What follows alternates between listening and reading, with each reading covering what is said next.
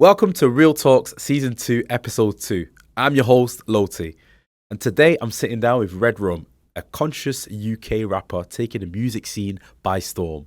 From Southeast London all the way to The Voice, turning chairs and making an impact, we're going to be talking about authenticity, mental health, and how to achieve your dreams. Let's dive in. We want to know who Redrum is, so tell us about who you are and how your childhood was influenced and kind of in going into that conscious rapping, kind of what influenced you? So I'm influenced by my upbringing. I grew up on a tiny little council estate in southeast London. Yes. I was always the enlightened child out of everyone. There was kids everywhere, but I kind of was the one that was questioning why people didn't have money. Yeah. Like why they were depressed, why things weren't going well for them. And when I got older, I just thought, music's going to save me. I'm going to write tracks about this. And that's where I found the conscious. I love that. And it's so important because, you know, there was a lot of different types of music out there. A lot of people talk about so many other things, but you really touch on real life issues. Yeah, I feel like that's my passion. Yeah. When I write songs, obviously I do other genres like garage and stuff like normal. I love garage. But when it comes to the conscious stuff, it comes from my heart. Yeah. And even if it doesn't get that many views or, you know, not a lot of people see it, I know I've done something that is my true passion and my calling. 100%. And a lot of people prefer the conscious. Yeah, absolutely. Anyway. People want to hear a real life, real life story. Like people can relate to that. 100%. And as much as like, your garage is fun, etc., you've got a way of approaching these topics and so articulate, and I love that. What would you say is important for young people to hear your story? Why would you think it's important to hear a story like yours? I think it's important to hear a story like mine because I've come from like a normal background, and I often had moments where I was like, I can't do this. People think that I can't do this. I'm a female. Yeah. I'm white. I'm a rapper. I'm rapping about things that are deep. Yeah. Like, people are gonna literally come at me and cuss me, and they still do. Yeah. But back in the day, I was like, I can't do this. Yeah. I've done it, and it's important for the younger generation to know you can do it as well. I'm the voice of them. Yeah, and for them. I love that, and we're going to talk about the voice as well soon as well. Well, absolutely. And what do you think? What's the key things that you think young people could take away from your music? Individuality, believing in yourself. You are constantly growing. Absolutely. You are not the same person you was last year, 2 years ago. I'm not the same person I was a year ago. Yeah. I've grown. Yeah. And you need to show up, turn up, just put your whole into your craft and you will get there. There's going to be haters. As soon as you get haters, you know you're doing something right. Yeah, I rate that, absolutely. And you said like, you got to show up, you got to be yourself, authentic self. It's so important. But yeah, you're right. People are not going to like things that you do, but to me, that's a sign of success. And also you said that, I love what you said about growing. You're not the same person you were last year, yesterday, the day before. It's constant growth. And I think the young people need to hear something like that. So you spoke about people knocking you back in the past. And you've obviously, as a musician, an artist, it can be very difficult. How have you handled that? It was a journey. It still is a journey. But back in the day, somebody saying that I couldn't make it, it really hurt me. And I think that's where my strength has come from.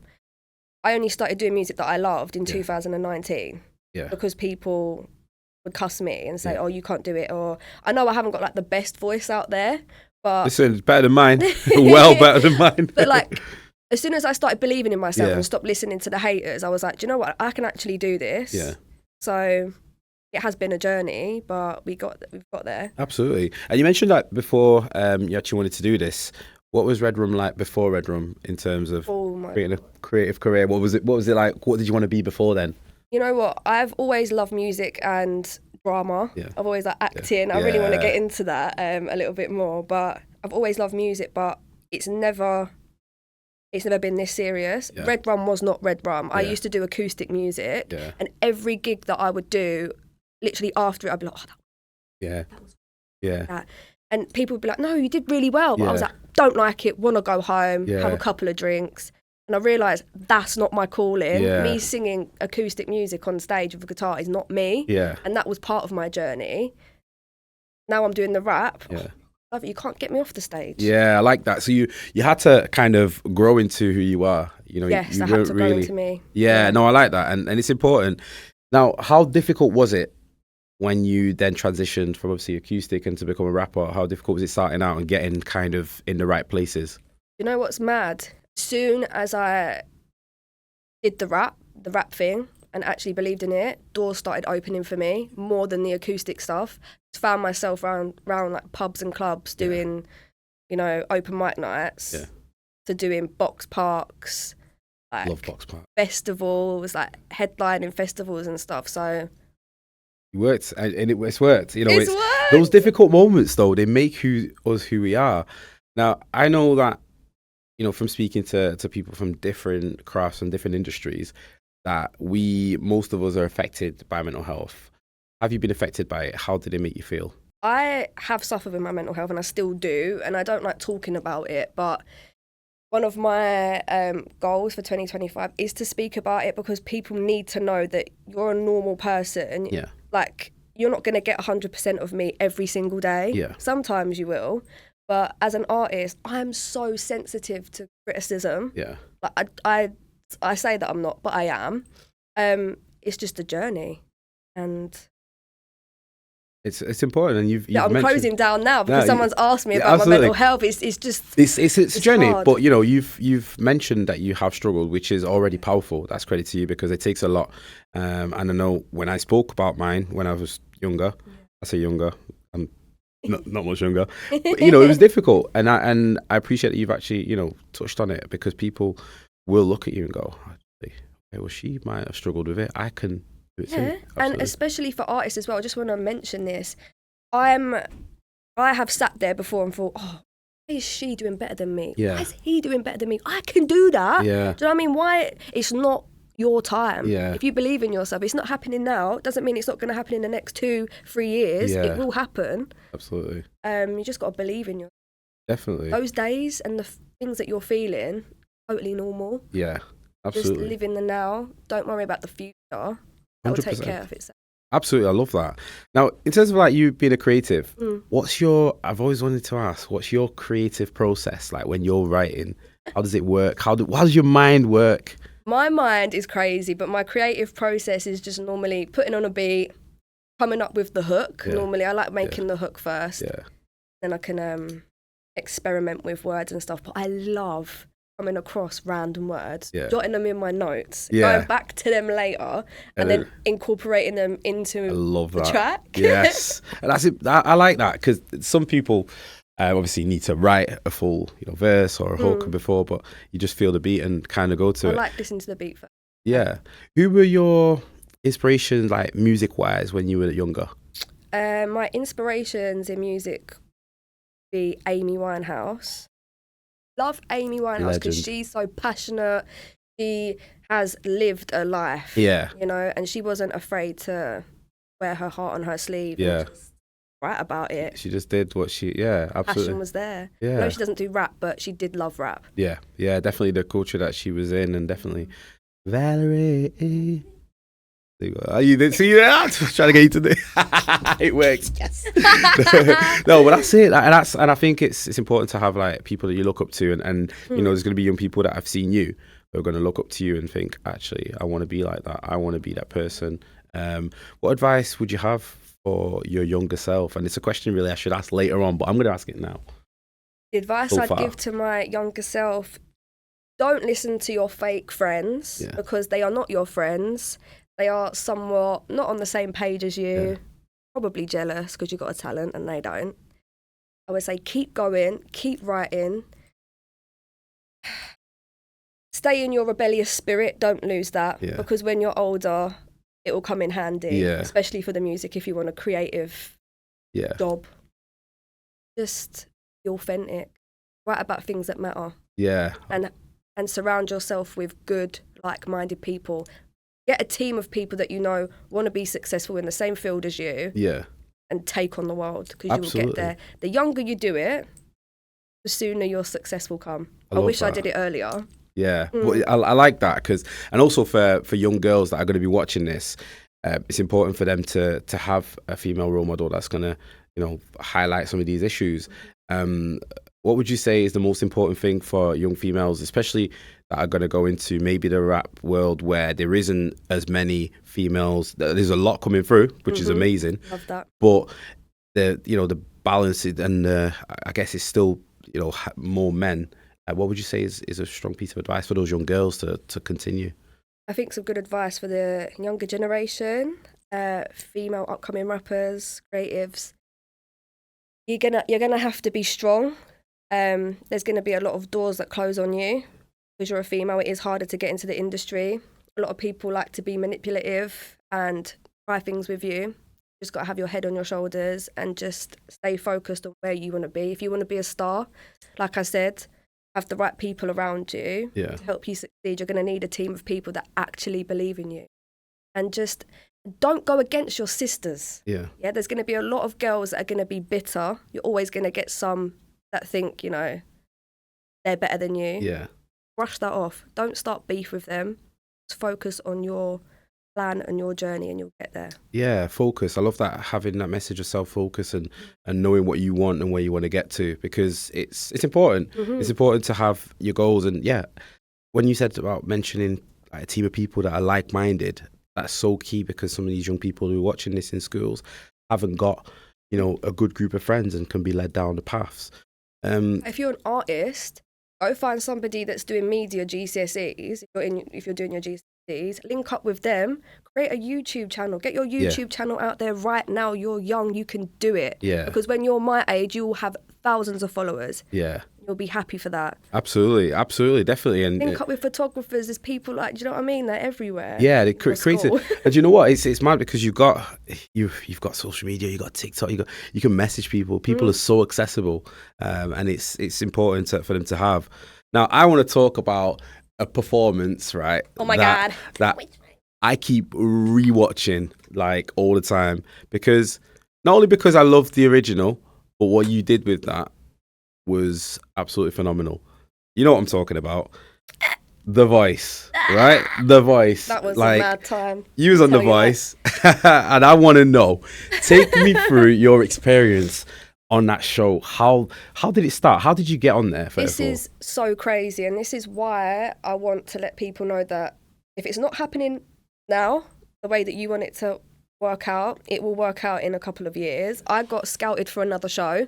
It was a pilot show, and I just turned up, and they liked me, but the show never came out. Yeah. Then they did Little Mix the Search. They hollered me, and I was like, yeah, I'm going to go through with that. Didn't get on the show because I wasn't ready. Yeah. And I wasn't Redrum. Then they hit me up for The Voice, and I thought, oh, do you know what? Sat down on a sofa with my dad once. He was like, Adija, I would love to see you go up on there. And I was like, you'll never catch me up there. I went on there. Yeah. It was long process. They hollered me. I did like Zoom meetings and stuff and sung a bunch of songs. Seemed to like. Yeah. They invited me down face to face. And how did it feel knowing that you were going to appear on the show? What was your emotions? Do you know what? Like, I'm a big believer in manifesting, and when I had somebody ask me to go on the show or audition, I was kind of manifesting it in my head. I was like, it's going to work out. I'm going to get through. I was imagining them turning around in their chairs. Yeah. Every day I would imagine it, and it happened. Yeah. And it's mad because it was also the main guy himself, Oh my days. I mean, if anyone hasn't seen it, I don't know where you've been, but who was it? Tom Jones, Sir Tom Jones. But do you know what's mad? When I did the audition, they add the sound in. Yeah. So you can't hear them turn around. You don't know. Oh, yeah. Because you're so into it. Scary, I was so scared. Fun though. Like a legend, just turning around. I should have gone with him. Do you know that? I should have gone with him. I was vexed. You ended up with Will.i.am.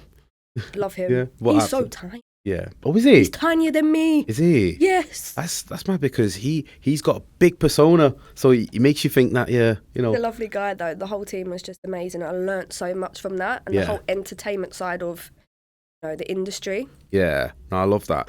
So when that performance of Flowers ended, and obviously the turn round and the crowds shouting and cheering, how did you feel? What was the emotions? I'm feeling it right now. I can feel it in my belly right now. Yeah. The feeling was mad. I can still literally hear, see everything because it was such a surreal moment in my life. And I was like, I've done it. Yeah. I'm proving those people wrong. Everyone that said I couldn't do it, look where I am. Yeah. Damn. That's it. That is it. Damn, mic drop. I really wanted to do something then, but I'm not going to do it. Yeah. I know, yeah. Mic drop. No, mic drop. That's amazing. And honestly, it's like moments like that that make you, I guess, realise how far you've come and all the struggles that you've gone through. And you mentioned your dad a little bit just earlier. What kind of influence did he have on you growing up? The influence my dad has had on me since I was young is he's always believed in me. He's always pushed me to do whatever I want. He's Turkish, so I live in a mixed house. My mum's English, my dad's Turkish.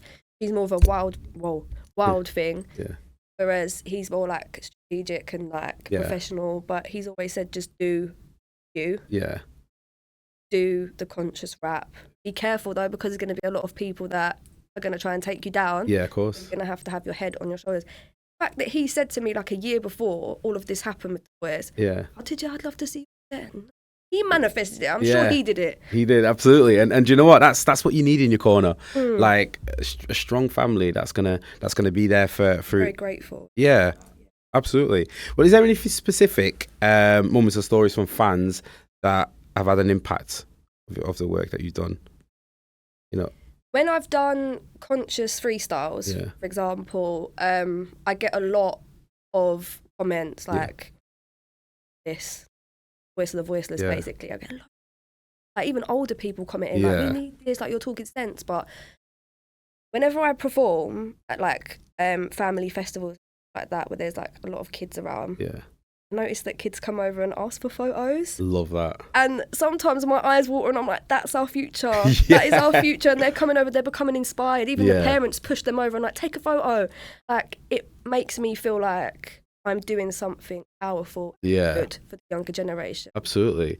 How does it feel at that moment though, when I know that you said like it tears you up a little bit, knowing that someone's future is basically based and influenced by you? Yeah.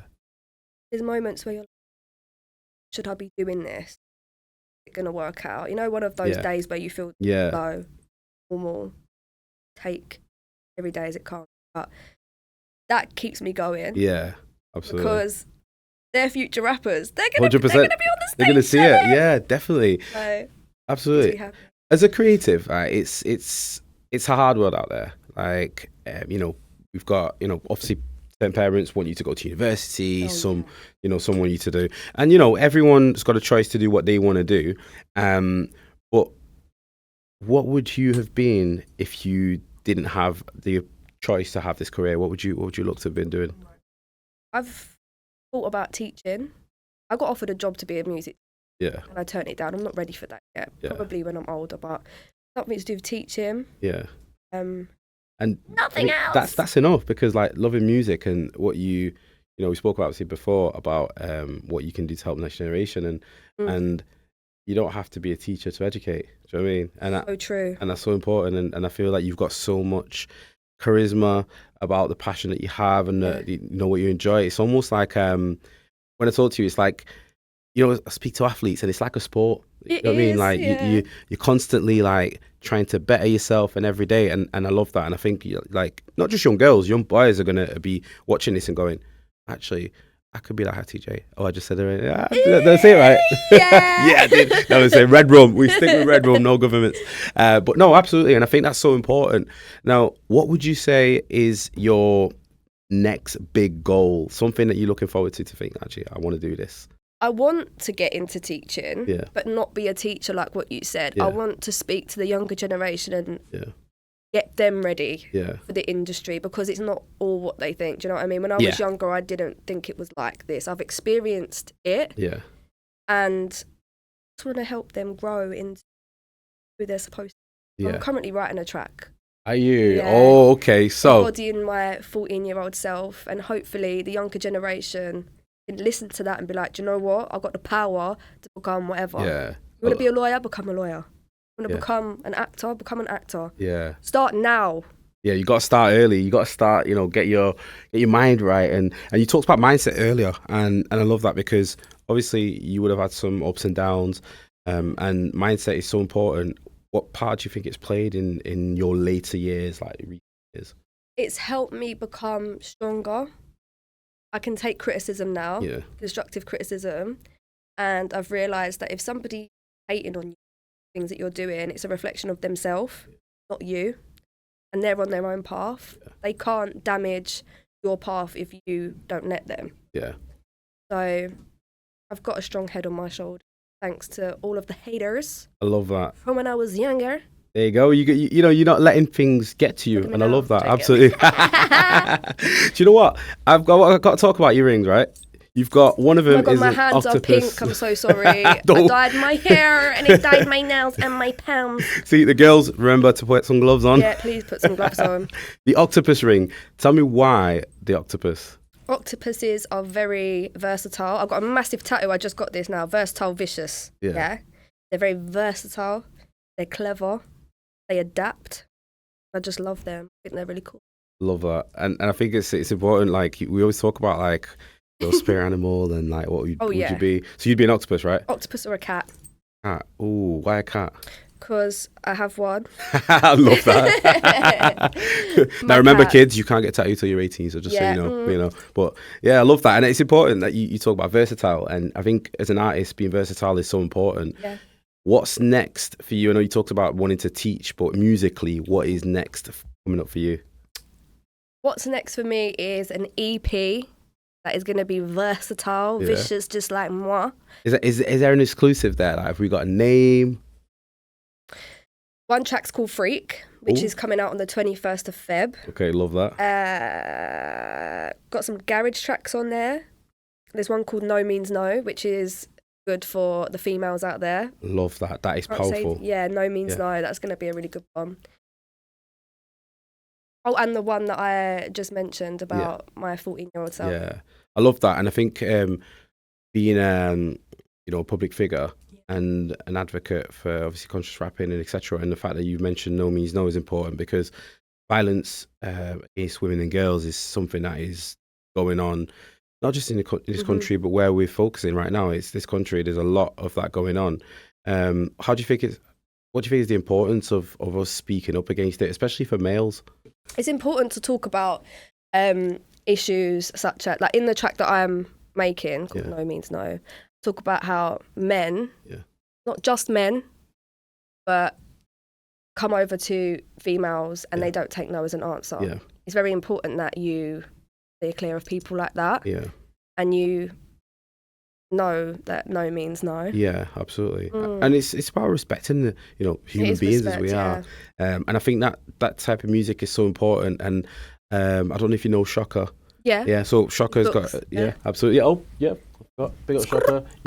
He's gonna message me and say, "You've been speaking about me. I can feel." And he speaks. He's got a track. That is like that. And I feel like two minds like that. Maybe I'm trying to set up a collab here, but. Absolutely. It's so important, and you are somebody who's going to make a difference. And I feel like we need more of that. We need people to speak on those topics. Yeah. But what is, how's an allyship being kind of good for you around, and who are your allies that you go to?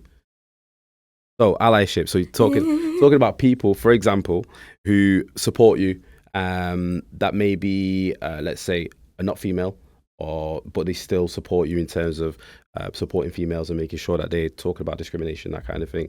So the people that have been in your corner, like what important part does it play? Obviously my family. Yeah. Obviously my family support me, but like artist wise, no, that's a hard one. It is a tough one because I feel like the stuff that I do is very different to my friends in the music industry. Obviously the conscious rap. Yeah.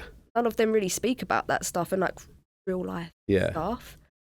Would you say they're supportive in terms of what you do? Yeah. Yeah, which is really important, and I like that. And it's hard because you've got, obviously your following will be different to theirs. Yeah. But it's really important to have that. Like, I feel like allies are, good people to have around. And like, for example, mention Shocker, because I think he'd be a great ally of the work you do. And I feel you've got something for the next generation to focus on.